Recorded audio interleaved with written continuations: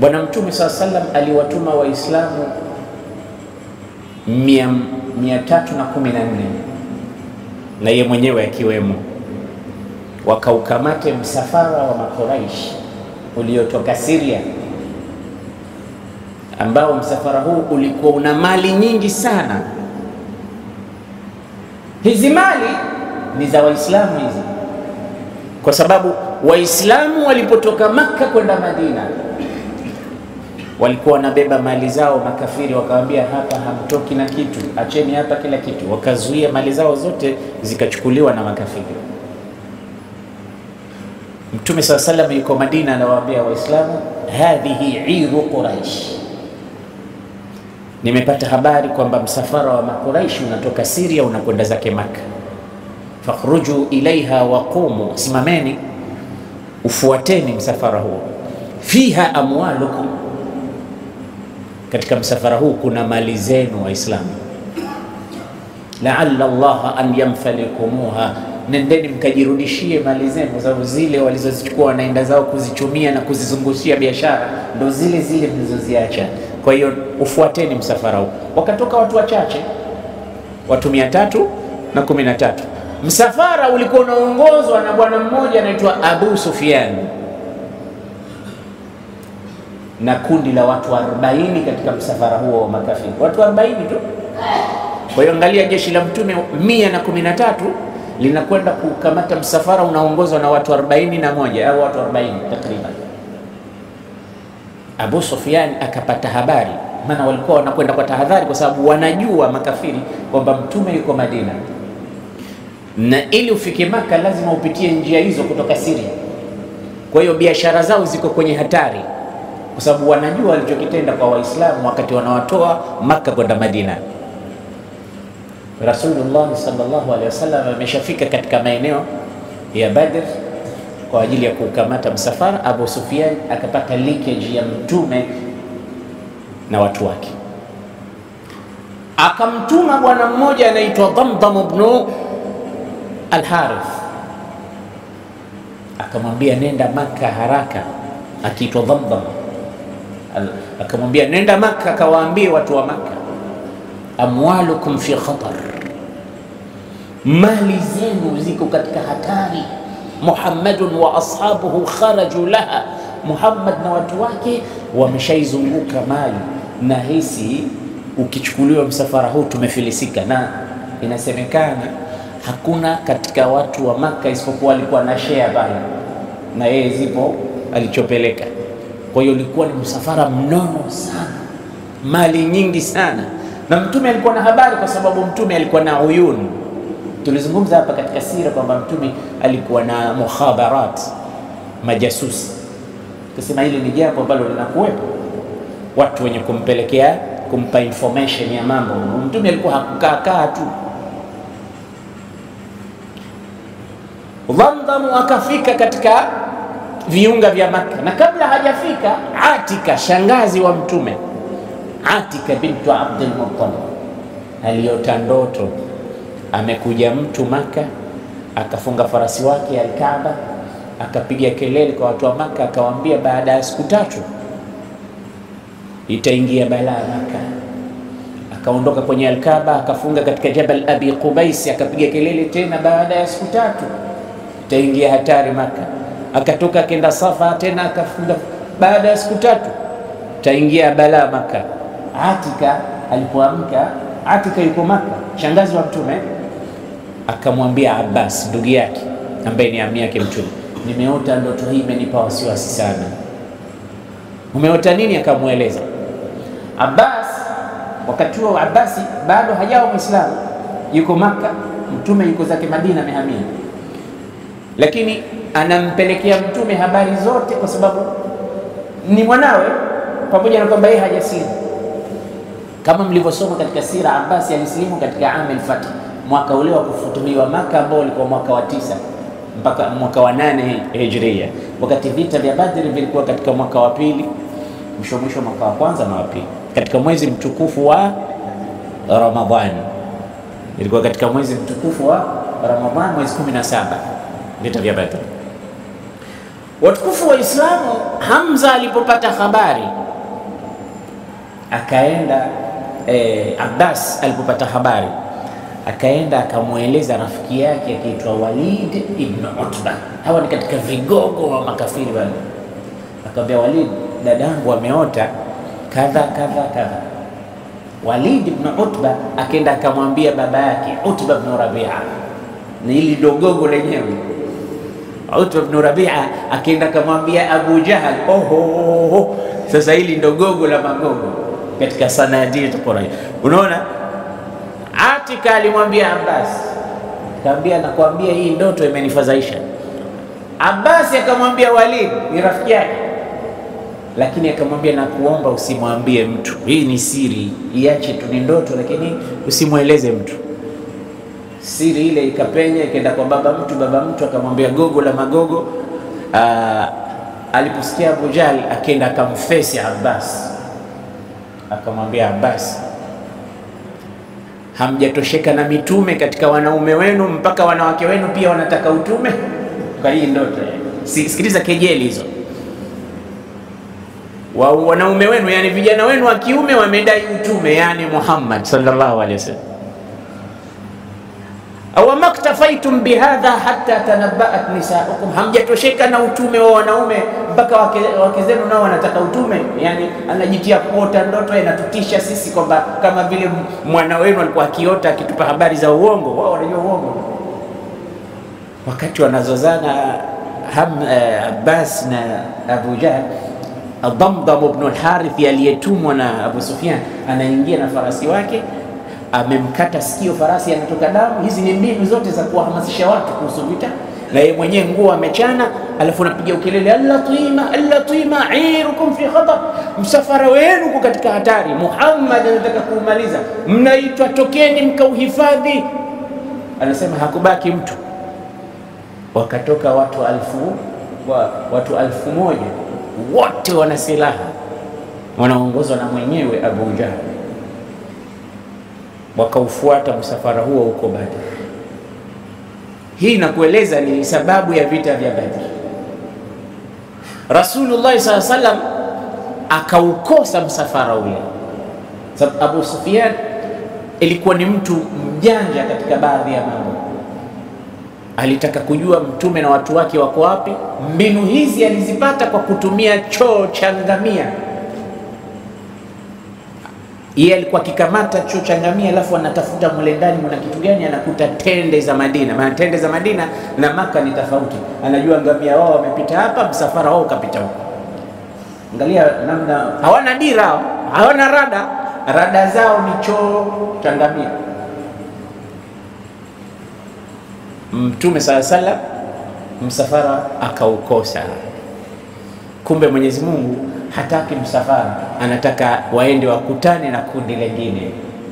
Kundi la watu 40 likavuka na msafara.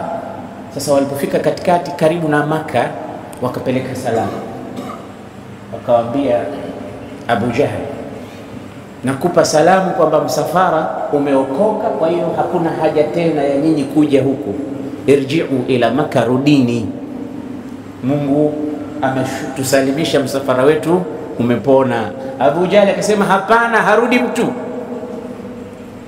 hawa watatuzoea, hawa tunatakiwa tuwatie adabu, lazima tuende mpaka tufike Badr, tuwakute, tuwatwange, tuchinje, tunywe pombe, wanawake watuimbie. Na wanawake pia walikuwa, na mji mzima na nchi yote ipate habari tulivyowafanya. Hata kama msafara umeokoka, msafara uache uokoke, sisi tunakwenda. Sasa hawa wameazimia vita.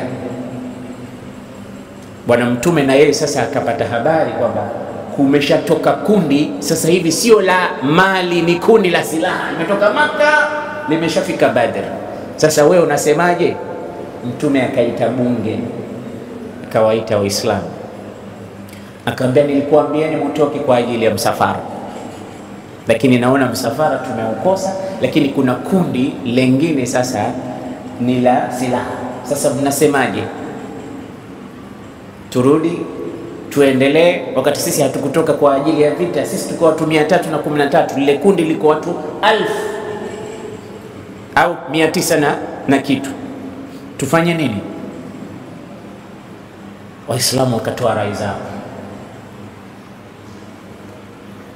Katika kundi la Waislamu, Bwana Mtume SAW alikuwa na mwanajeshi mmoja shujaa akiitwa Miqdad ibn Amr.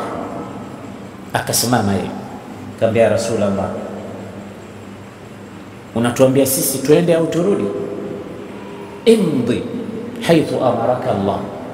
Kwani Mungu amekwambia nini katika hili? Na Allah shamwambia, wa idh ya'idukumullahu ihda at-ta'ifatayn annaha lakum wa tawadduna anna ghayra dhati ash-shawkati takunu lakum, katika suratu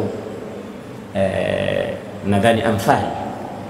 Mwenyezi Mungu anamwambia Mtume, Mungu amekuahidi wewe Mtume na Waislamu kwamba moja kati ya makundi mawili haya litakuwa lenu, moja kati ya kundi la Abu Jahl au la Abu Sufyan litakuwa lenu, chakula chenu hicho. Lakini Waislamu walipopewa bishara hiyo walisema, hii katika makundi mawili haya lipi sasa? Wote wakasema, bora hili la Abu Sufyan. Unajua kundi la Abu Sufyan ndilo lilokuwa na mizigo ile, makago, makontena yote. Tukipata hili tumepona, tusikutane na lile kundi la Abu Jahl kwa sababu linakuja na silaha. Na Allah anamwambia moja kati ya makundi hayo mtapata. Lakini Allah anajua ndani ya nyoyo za Waislamu wanataka kundi gani, akafichua, watawadduna anna ghayra dhati ash-shawkati takunu lakum, na nyinyi mnalitamani lile ambalo halina silaha ndio liwe lenu. Lakini Mungu anapanga mwenyewe, la silaha mmelikosa, sasa mmebakiwa mbele yenu na kundi la mali mmelikosa, la silaha ndilo lilokuwa mbele yenu. Sasa Miqdad anamwambia, imdi min haythu amaraka Allah, nenda kama alivyokutuma Allah, nahnu ma'ak wara'ak, sisi tuko pamoja nawe, tuko nyuma yako. Wallahi, msikilize Miqdad, wallahi na apa ya Rasulullah, nahnu la naqulu kama qala banu Israila li Musa, sisi hatusemi kama walivyosema Bani Israil kumwambia Musa, idhhab anta wa rabbuka faqatila innaha huna qa'idun. Bani Israili walimwambia Musa, nenda kapigane wewe na Mungu wako, mkishindwa muje hapa tuende nyumbani, sisi hatuendi pahala. Angalia jeuri. Miqdad anamwambia, sisi tunakuambia idhhab anta wa rabbuka faqatila wa nahnu ma'akuma muqatilun, kapigane wewe na Mola wako na sisi tuko pamoja nanyi, tuko pamoja. Mtume akafurahi, lakini bado anataka rai za watu wengine. Akasimama Abu Bakar, akasimama Umar, wote wakaongea maneno mazuri kumuunga mkono sawa sawa. Bado Mtume anasema, ashiru ilayya ya qaum, nipeni ushauri wenu. Kumbe Mtume alikuwa analitaka kundi kubwa la Ansar, manake ndio walikuwa wengi katika ile jeshi. Litasema nini? Likasema kundi la Ansar likiongozwa na Saad ibn Muadh, sema, ya Rasulullah, lau ingekuwa mbele yako kuna bahari ukaingia, na sisi tutaingia na wewe katika bahari hiyo, min ghairi an yatakhallafa minna rajulun wahid, twende tuko pamoja ya Rasulullah. Mtume akafurahi, wakaondoka. Vita vikaanza, Waislamu wakapata ushindi katika vita vya Badr. Makafiri wakauawa 70 na wakatekwa 70. Watu 313 wakalishinda jeshi la watu 1000 kasoro kidogo. Tena katika vita vya Badr akauawa Abu Jahl, akauawa Umayya ibn Khalaf, akauawa Abu al-Bukhturi ibn Hisham, akauawa Utba, akauawa Shaiba, akauawa Walid, akauawa Mut'im, akauawa Aswad, wakauawa. Hawana ukutajia ni katika vigogo wa Makkah, ashrafu Quraish, wale mabwana wakubwa, mpaka yule aliyepeleka habari za vifo kule Makkah alikwenda bwana mmoja akiitwa Haisuman. Akifika akawa amesimama katika hijri Ismail, ya ahla Makkah, hatujawahi kupata msiba kama huu. Kisha akaanza kuwahesabu waliokufa, qutila Abu Jahl, qutila Utba, qutila Shaiba, qutila Ibn Rabi'a, qutila Ibn Hisham, qutila man, qutila Watu wakasema hadha majnun, huyo ana wazimu huyu. Maana wanaona kama amechanganyikiwa, eti Abu Jahl anakufa hivi hivi, Shaiba, Umayya ibn Khalaf, Abu al-Bukhturi anakufaje? Watu hao wanakufa. Sasa Safwan ibn Umayya alikuwa amekaa pembeni, anasema, anawaambia wale watu, hebu muulizeni pengine na mimi nimekufa huko pia, maana mimi niko hapa. Maana anavyotaja watu pengine na mimi atanitaja katika wafu. Kumuulizeni Safwan ibn Umayya vipi? Wale kama wanamjaribu, maana anavyowapanga katika listi, unaona yeye anawaingiza tu. Wakamuuliza ma faala Safwan ibn Umayya, tuambie Safwan vipi? Anasema Safwan hakuwepo katika vita. Akageuka akasema huwa qad jasi, huyu hapa Safwan. Sasa lakinnani raaitu abahu qad qutil, lakini babake nimemwona ameuawa. Umayya ibn Khalaf ambaye alimtesa Bilal ibn Rabah, babake amekufa. Baada ya muda mchache ikadhihirika kwamba ni kweli alikuwa akiyasema haisumani. Walipofika watu Maka, Abu Sufyan yeye aliokoka kwa sababu hakuwepo kule, kaja na msafara huko, na yeye aliwaambia msiende tena, rudini. Hawakumsikiliza. Ikawa sasa yeye ndio president baada ya Abu Jahl. Akawaambia wanawake msilie. Hikma ya kuambia msilie mnajua? Ni chuki ibakie katika moyo, lianna ad-dumu'a taghsilu al-ahzan, kwa sababu kulia ni dawa, na ukilia huwa unaondoa yale maumivu. Mtu yeyote ambaye anagugumia machungu na nini anaweza kupata maradhi, na ukimwona mtu analia muhimize, mwambie lia mpaka machozi yote yatoke, kwa sababu kweli ni dawa kulia. Sasa Abu Sufyan aliwaambia wanawake wa Maka msilie, kwa sababu ile chuki isipotee, tunaweka kisasi. Na yeye mwenyewe akaapa akasema, wallahi sikogi janaba mpaka tulipize kisasi. Akawa hagusi maji Abu Sufyan. Kisha akasema hii mali iliyookoka hii itakaa katika dari nadwa, haitumiwi, hii ndio itakayotumiwa kwenda kummaliza nani? Muhammad. Sasa hapa ndo sababu ya vita vya Uhud. Likaundwa jeshi la watu 3000. Sasa hivi ni 3000. Ndio barua akaituma nani? Abbas, akamwambia Mtume linakuja jeshi. Mtume akawaita Waislamu akawaambia, nimesikia jeshi linakuja, mnasemaje? Toeni rai. Na hapa katika rai kuna mafunzo. Kwa nini asiseme mimi ndo mtume wenu, nataka 1 2 3, lakini nataka kusikiliza watu wanasemaje? Watu wakasema, lakini wakamuuliza, na wewe mtume rai yako ni ipi?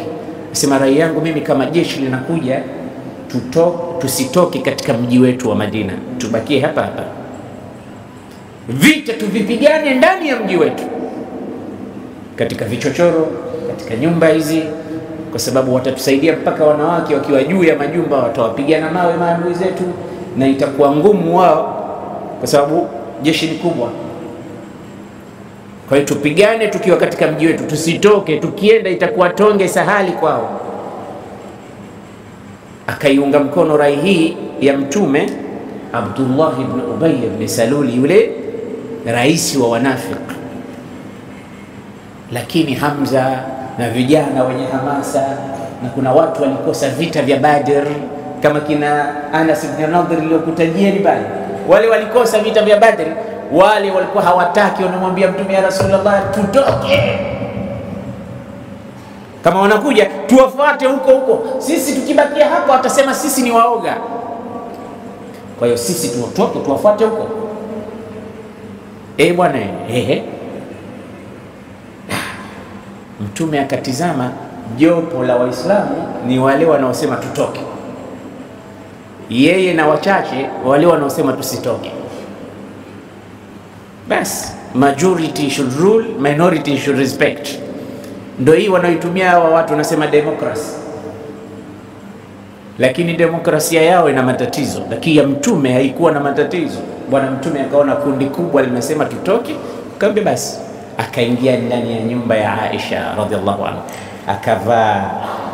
akavaa nguo ya kivita inaitwa dirra, akavaa vesti ya kivita. Bwana Mtume akatoka na silaha yake. Waislamu walipomwona Mtume ametoka na silaha, wakaanza kusema laqad akrahna rasulallahi ala alqital tizameni, tumemlazimisha mtume atoke. Sasa yeye rai yake alikuwa anataka tubakie hapa, kana kwamba tumemlazimisha mtume. Basi wakamfuata akamwambia Rasulullah, in kunta turidu an tamkutha fi baitika famkuth, kama unataka kubakia wewe bakia, wacha sisi tutatoka. Mtume akasema la ma kana linabiyyin idha labisa la'matahu lilqitali an yatawaqqafa hatta yahkuma Allahu bainahu wa baina aduwwi. Mtume akivaa nguo ya vita harudi tena nyuma. Kana anakuwa mtume anataka kuambia wakati wa kushauriana umekwisha, shura imemalizika, na sasa hivi tumeshachukua maamuzi, na baada ya maamuzi hakutakiwi tena watu kuanza kurudi nyuma tena. Hamna, twendeni, mlitaka tutoke, tunatoka. Yote ni mafunzo ndugu zangu katika sira ya mtume. Wakatoka jeshi la watu 1000 la Waislamu, unakuja kukabiliana na watu 1000 ngapi? 3000. Njiani Waislamu, Abdullah ibn Ubay ibn Salul akawaita wanafiki wenzake, akawaambia, mnajua huyu Muhammad mimi amenikosea sana, amewasikiliza vitoto vidogo vidogo rai yangu, mimi kaiacha. Mimi nimemwambia tusitoke, yeye anatoka, anawasikiliza wengine, mimi ananiasi. Kwa hiyo mimi nakwambieni tusiende katika vita, tumwacheni. Akapiga kampeni watu 300, akawavua katika jeshi la watu 1000, ndio wakabaki watu 700. Kisha wakarudi nyumbani, kaambia waacheni. La lastu adri ala ma nuqatil, mimi sijui kwa nini tunapigana, hakuna sababu za kupigana. Hii yote ni kuvunja morality wa jeshi la Mtume sallallahu alaihi wasallam. Na watu wanafiki daima wako hivyo, wanatafuta njia za kukudhoofisha ili usipate kufanya kazi yako vizuri. Subhanallah, Bwana Mtume sallallahu alaihi wasallam akaja hivyo na jeshi la watu 700, lakini akarealize Mtume katika jeshi lake kuna vitoto vidogo ambavyo havistahiki kwenda vitani. Akawatafuta, akawa anawachomoa katika sufufu al-muqatilin. Angalia vijana walivyokuwa na ghera ya kuitetea dini yao, hawajali umri wao. Mtume akamchomoa Abdullah ibn Umar, mwana wa Umar ibn Khattab, huyo alikuwa mdogo wakati huo. Abdullah ibn Abbas akamchomoa Zaid ibn Arqam, akamchomoa Zaid ibn Thabit, akamchomoa Rafi ibn Khadij, akamchomoa Samura ibn Jundab, akamchomoa Zaid. Wote hao walikuwa watoto wadogo miaka 15, 16, 11, 12, ala akawarudisha nyumbani. Mmoja anaitwa Rafi ibn Khadij akawa analia, anambia Rasulullah, ana uhsinu rimaya, mimi naweza kupeleka mikuki, usinirudishe. Miaka yake ilikuwa 15. Ya Rasulullah, mikuki ile mimi najua kurusha. Mtume akampa training, akampa test, akamwambia piga sehemu fulani, akaonekana nasibu 10 kwa 10. Mtume akamwambia unafaa, twende. Akaja Samura ibn Jundab, akamwambia Rasulullah, umempa ruksa Rafi eti aende kwa sababu anajua kurusha mikuki, mimi na yeye ngumi yeye haniwezi, kwa hiyo mimi ndo zaidi yake. Akamwambia hebu jaribu, akampiga mtama, akamwangusha, akasema unaweza, akachukuliwa. Angalia vijana wa Kiislamu walikuwa na ghera na dini yao. Usama ibn Zaid, mwana Zaid Harb, anakanyaga na ncha za vidole, wakati Mtume anakagua watoto, yeye anachechemea ili aonekane mrefu mkubwa, kama vile watoto anajipanua hivi. Maana umemwona bonge la mtu, anambia wewe bado mdogo, hivyo hata ukinyanyuka urudi. Wakarudishwa watoto. Mtume akaingia katika mbele ya Jabal Uhud. Kuna jabal linaitwa Jabal Utilat au Jabal Ruma.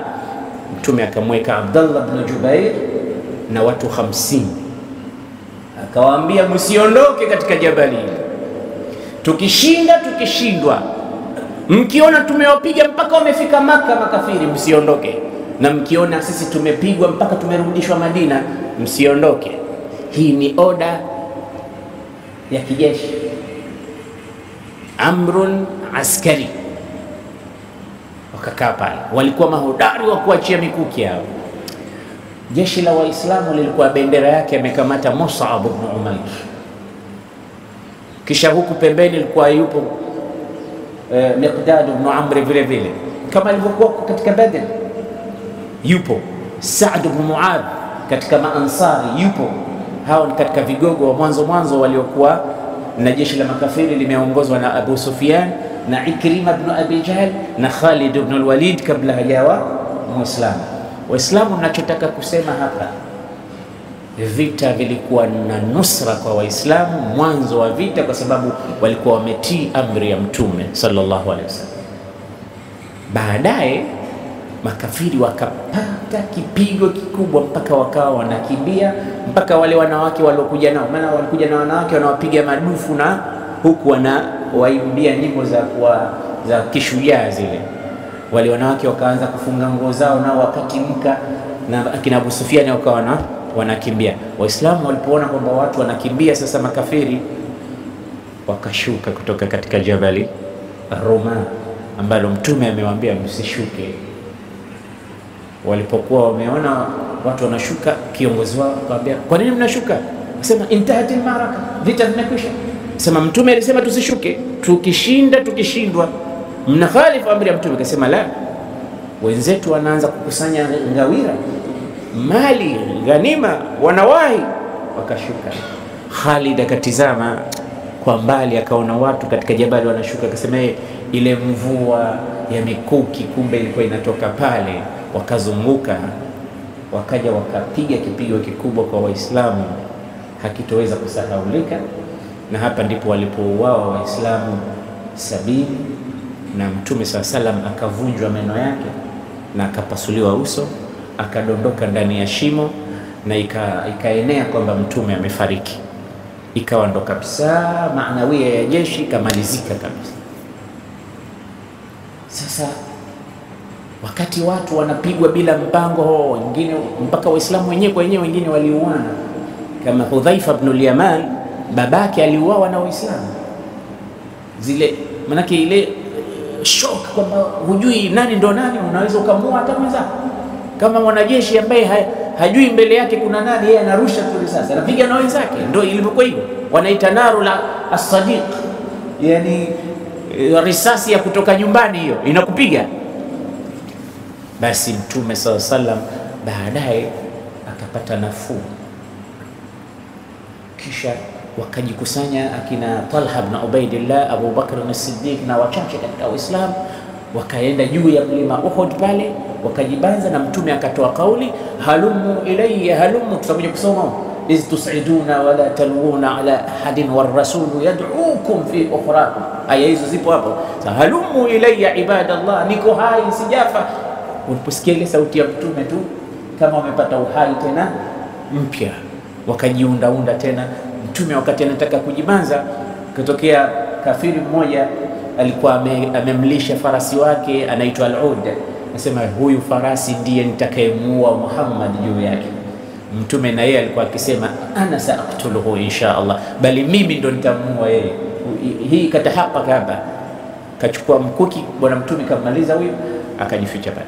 Waislamu wakapata msiba mkubwa wa kuuawa wengi katika Waislamu, akiwemo Hamza ami yake Mtume, akiwemo Abdullah ibn Jahsh shemeji yake Mtume, ndugu yake Zainab binti Jahsh, akiwemo Hamdanatul Ghasil.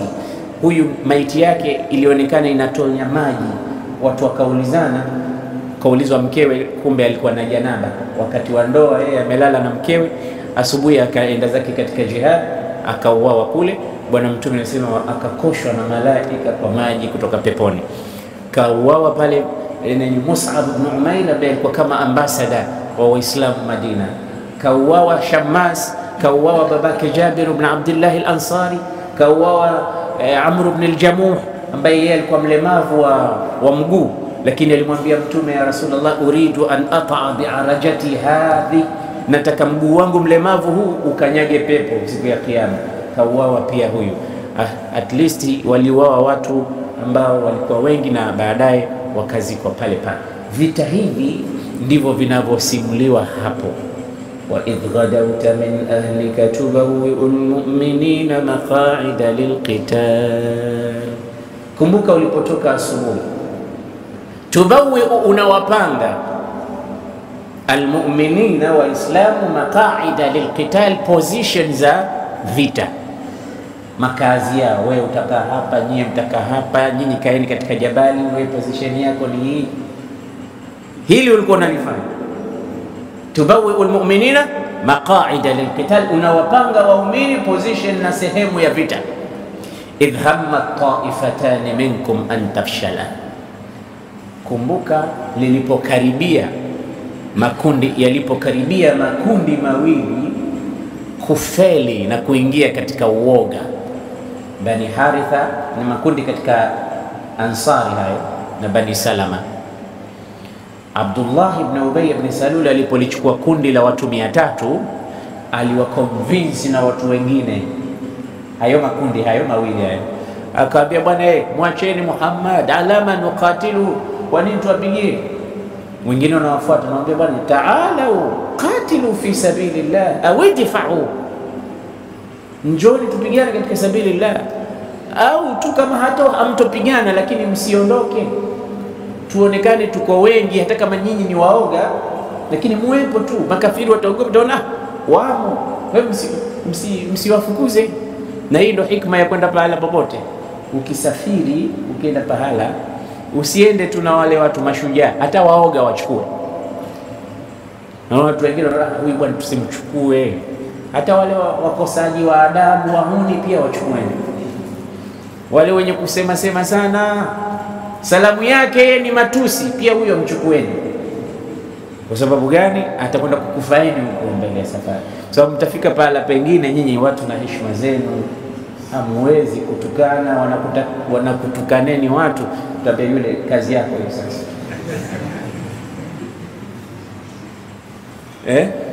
Msichukue mashehe watupu, fanyeni indimaj. Chukueni wahuni, chukueni wanini, chukueni kila mmoja kuna kazi yake atafanya lazima. Basi nyinyi kama hamtaki vita, njoni angalau kathiru, si watu onekane tuko wengi tu. Tukionekana tuko wengi itaingia hofu kule, kumbe wapiganaji 10 tu, wengine wote waoga kama ostrich, mbuni wao. Basi ili kundi lilikaribia kusikiliza amri ya Abdullah bin Ubay. Ndio maana Allah sema idh hamma ta'ifatani minkum an tafshala, lilikaribia makundi mawili hayo kufeli, kuingia katika mtego wa kurudi, wamwache mtume. Wallahu waliyuhuma, na Mwenyezi Mungu ndo wali wao. Hayo makundi mawili hayo, baada ya kushuka hizi aya, wanasema wallahi, bora tulivyokaribia kufeli mpaka Mungu akateremsha aya, maana imekuwa sababu ya sisi kupata pete. Pete gani mzizipata? Wallahu waliyuhuma, kwamba Mwenyezi Mungu ndo wali wetu. Kwa hiyo ile sababu ya sisi kufanya vitu kama vile imekuwa sababu ya Mungu kupata wilaya yake. Anasema nafurahi sana siku hiyo, lakini ilikuwa ni ham ya khatir, sio ya kukusudia, imepita tu katika akili zao kwamba turudi nini au tusirudi. Wallahu waliyuhuma wa ala Allahi falyatawakkalul mu'minun, na juu ya Mwenyezi Mungu wategemee waumini, wasitegemee kitu chochote. Ndio walaqad nasarakumullahu bibadrin, hakika Mwenyezi Mungu aliwanusuru nyinyi Waislamu katika vita vya Badr. Wa antum adhilla, na nyinyi ni wanyonge siku hizo, watu 13 na 300. Kwa Kiarabu unaweza ukaanza hesabu huku ukienda huku, au unaweza ukatoka huku ukaenda. Unaweza kusema 13 wa 100 na ukasema 100 wa 13. Nadhani pia Kiswahili inakwenda. Unaweza kusema 113 au unaweza kusema 300 na 100. 13 na 100. Zote zinaenda kwa Kiarabu, lakini kwa ajili hiyo basi nyinyi mlikuwa wanyonge na Mwenyezi Mungu akakunusuruni, akakupeni nguvu. Azza wa laqad nasarakumullahu bibadri, kumbukeni katika vita vya Badri Allah aliwapa nusra. Wa antum adhilla, na nyinyi ni wanyonge. Fattaqullah, endeleeni kumcha Mwenyezi Mungu. La'allakum tashkurun, ili mpate kumshukuru zaidi, na la'alla mtakuwa miongoni mwa watu wenye kuzishukuru neema za Allah. Nadhani wakati wetu umefika, na aya hizi bado zipo, tuziache kwanza, ili insha Allah tumekubaliana, sijui vipi kusema tutafanya kila siku ya Jumamosi na Alhamis, Alhamisi mchana tutakuja, tutaendelea inshallah. Siku ya Alhamisi mchana tutaendelea. Kwa hiyo lakini siku ya Alhamisi ndo wako kazini Sheikh. Jumamosi inshallah au tupige kura basi. Inshallah siku ya Jumamosi tutaendelea na aya zilizobaki. Huenda Ramadhani inshallah ikimalizika tutakuwa tumemaliza Suratul Nisa. Wengine wameniuliza uende Burundi. Burundi hakuendeki. Inshallah tuwaombee watu wa Burundi, Mwenyezi Mungu awape neema na afya na amani katika miji yao, na sisi Mwenyezi Mungu Subhanahu wa Ta'ala atupe amani katika miji yetu, tuenewe na khairi na baraka katika vizazi vyetu. ربنا أرنا الحق حقا وارزقنا اتباعه وأرنا الباطل باطلا وارزقنا اجتنابه يا حي يا قيوم يا ذا الجلال والإكرام يا مغيث أغثنا يا مغيث أغثنا يا مغيث أغثنا. ربنا انفعنا بما علمتنا وعلمنا الذي ينفعنا. اللهم اهدنا واهد بنا واجعلنا سببا لمن يهتدي برحمتك يا أرحم الراحمين. وصلى الله على سيدنا محمد وعلى آله وصحبه وسلم والحمد لله رب العالمين.